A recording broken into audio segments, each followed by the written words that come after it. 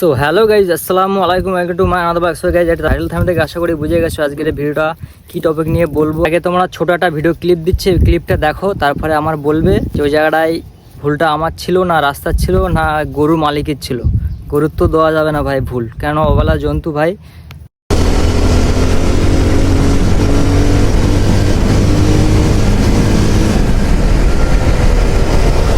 So guys, এখন গ্রুপটা কোন দিকে গিয়েছে দেখি, এখন গ্রুপটা কোন দিকে গিয়েছে দেখি। ও ভাই, উফ। সো গাইজ, মানছি ওই জায়গায় আমার ভুল ছিল স্পিড নিয়ে, ঠিক আছে, কিন্তু ওই জায়গায় রাস্তা ফাঁকা ছিল, এই কারণে আমি স্পিড টেনে যাচ্ছিলাম। আর আমাদের গ্রুপটা কোথায় গেছিলো ওই জনকে বলছিলাম যে কোথায় গ্রুপটা গেছিলো, যাই দেখি। তারপর হঠাৎ মানে গাছ ছিল, তোমরা তো দেখলে এক্ষুনি গাছটার পাশ দিয়ে টপ করে গরুটা বার হয়েছিল।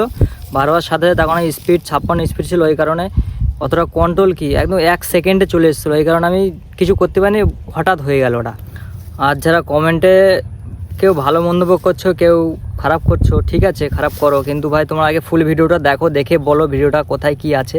আমি পরে ওখানে উঠে চলে এসেছিলাম, ফ্রেন্ডের কাছে ফোন করেছিলাম, তারপরে আমি ওখানে এই সাইডে এসে দাঁড়িয়েছিলাম। তো গাইস, ওখানে একটু সঙ্গে সঙ্গে আমার একটু আঘাত হয়েছিল, সঙ্গে সঙ্গে পা ফেলতে পারছিলাম না, তবুও ভর দিয়ে যাচ্ছিলাম গরুর পাশে। ওখানে কয়েকজনে বলছিল যে ওখানে তুমি বসো, ওখানে আমি বসেছিলাম। তারপর আমার ক্যামেরা বন্ধ করে দিয়েছিলাম, ক্যামেরা অন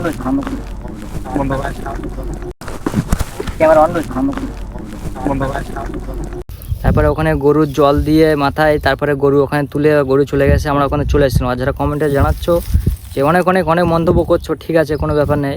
আর ভাই আমার একটু আঘাত হয়েছিল, একটু কেলিয়ে গেছিলো, আর এই সাইডে একটা ক্লিপ দিয়ে দেবো, ছোটো একটা ফটো, ওটা কেলে গেছিলো। আর এখন এই 15 দিন পরে ভিডিও বানাচ্ছি ভাই, এখন পুরো সেরে গিয়েছে, দেখো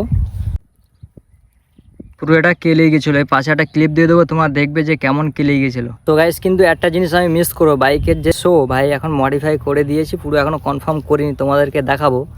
আর ভাই আমার যে চোট হয়েছিল, আমার হাঁটুই লেগেছিলো, এখানে এখনও ছেঁড়া আছে, দেখো ওই প্যান্ট পরে আছে এখনও, ওখানে ছেঁড়া সেরে গিয়েছে প্রায়। আর এই পাটা মানে বেঞ্চে গিয়েছিলো। সো গাইস, চলো বাইকটা কেমন করেছি ভাই দেখবে, কেননা হয়ে গেছে, কিছু করার নেই, এটা নসিবে ছিল ভাই। আর তোমরা যেমন সাপোর্ট দিচ্ছ ভাই, এমনই সাপোর্ট দিয়ে যাও, আরও এগিয়ে যায়। আর ভাই চলো বাইকটা কেমন করেছি, পুরো রেডি করেছি, কেমন পুরো এখনও হয়নি, স্টিকার কটা বাকি আছে, তোমাদেরকে দেখাচ্ছি কেমন হয়েছে, কমেন্টে অবশ্যই জানাবে ভাই। আর যা হয়ে গেছে ওই দিনকে কিছু করার নেই, নসিবে যেটা ছিল সেটাই হয়েছে। আর ভাই চলো বাইকটা তোমাদেরকে দেখাচ্ছি, চলো দেখে কমেন্টে জানাবে যে কেমন হয়েছে বাইকটা, মানে অ্যাক্সিডেন্ট হওয়ার পরে, ঠিক আছে চলো। সো গাইস, দেখো ফাইনালি এই লুকটা করেছি। এখন ভাই স্ট্যান্ডের জন্য রেডি করছি। এখন তোমরা যারা স্ট্যান্ড দেখতে ভালোবাসো ভাই, আর বাইকটা একটু দেখে নাও।